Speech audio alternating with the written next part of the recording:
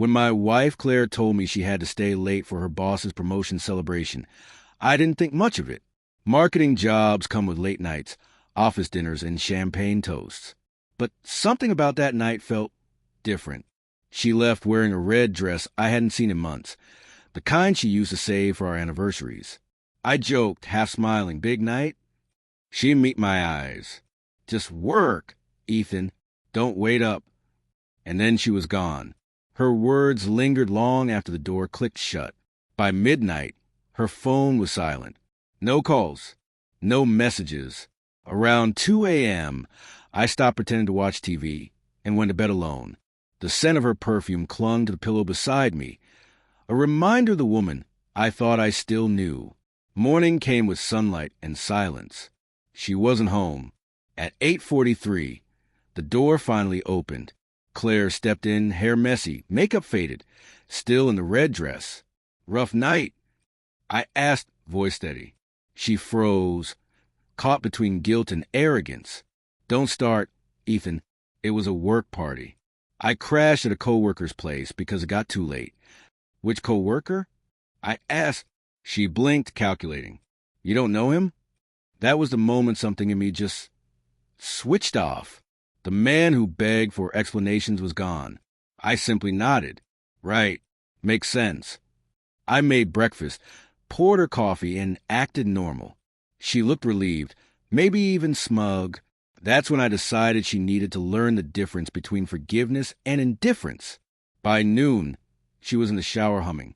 I took her phone from the nightstand, not to check messages, but to note the pattern. She'd changed her passcode. Small, but loud enough. I didn't confront her. I didn't yell. I opened my laptop and started a quiet kind of payback. The kind that doesn't scream. That waits.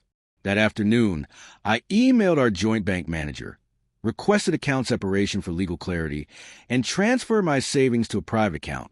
Claire always handled the bills, but she never noticed that I managed a mortgage, and the house deed had only my name. That night, she came home acting like everything was fine. She even cooked dinner. "See," she said, "nothing to worry about." I smiled. "You're right. Nothing at all." She leaned over to kiss my cheek. I noticed a faint smell of someone else's cologne. I didn't flinch. I just thought, tomorrow, the next morning, I told her my company was sending me out of town for a few days. She barely looked up from her phone. "Okay, don't forget to transfer money for the utilities." I nodded. Already done. Out of town me meant something else entirely. While she thought I'd be gone, I'd arranged a quiet reckoning. That night, Claire hosted another gathering. I knew because the motion cameras I'd installed sent alerts straight to my phone. At 11:32 p.m., a man arrived. Her boss, Mr. Andrews, middle-aged, slick, the type who calls everyone champ. I didn't watch long. I didn't need to, just enough to confirm what I already knew. The next morning, I came home earlier than she expected. Her car was still in the driveway. The red dress hung near the kitchen, freshly washed, as if that erased everything. She went pale. "You're back early." "Had a change of plans," I said casually. I sat down, poured myself coffee, and looked at her, not with anger, but with something colder. She opened her mouth, but I raised a hand. "Don't. You'll need your energy for what's coming next." Her face tightened.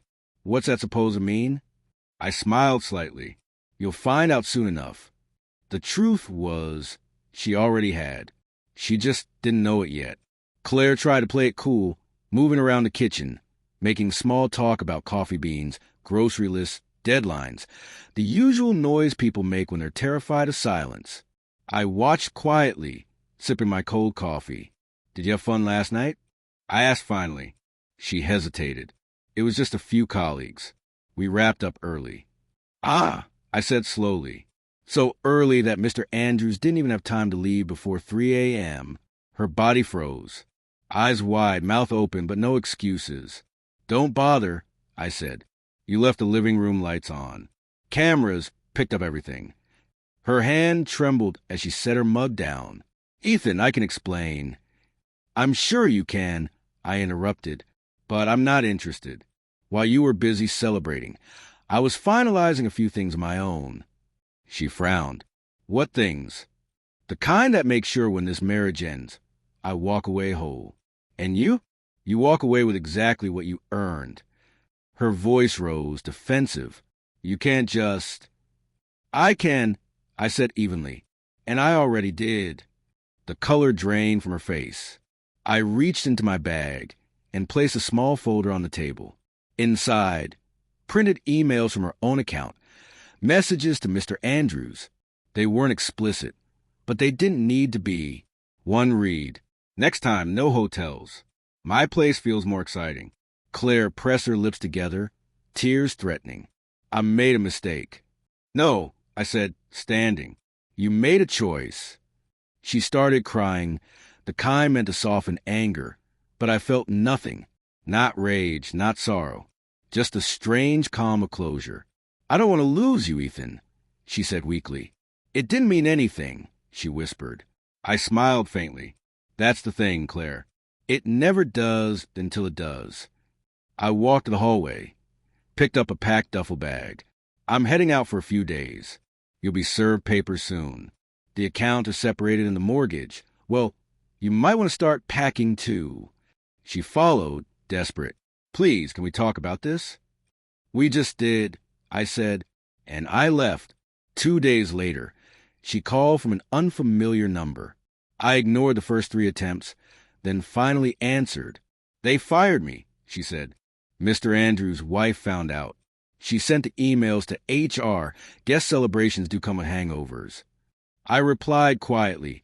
I've lost everything, my job, my reputation, you, Claire. You lost me long before that night. You just didn't notice. For a moment, all I could hear was her breathing. Uneven, fragile. Was this your revenge? She whispered. I thought about that. No, this was my reset. Then I hung up. Weeks passed. The house was quieter, lighter. The air no longer carried perfume or tension. Friends called to check in, but I told them the truth. I wasn't broken, just done pretending. I started running in the mornings, sleeping better at night. Peace feels heavier than anger at first, like your body doesn't know what to do without the constant ache. One evening, I stopped by the old coffee shop near my office. That's where I met Rachel, someone from accounting I'd barely noticed before. She laughed easily, without effort or filters. We talked for hours, and for the first time in years, I didn't feel invisible.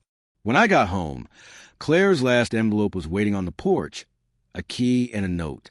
It read, "You were right. I made a choice and I lost." I folded it and tucked it into a drawer, not out of nostalgia, but as a reminder. Sometimes the best revenge isn't fire or fury. It's freedom, because in the end, I didn't ruin her life. She did that herself. All I did was step aside and let the truth finish what it started.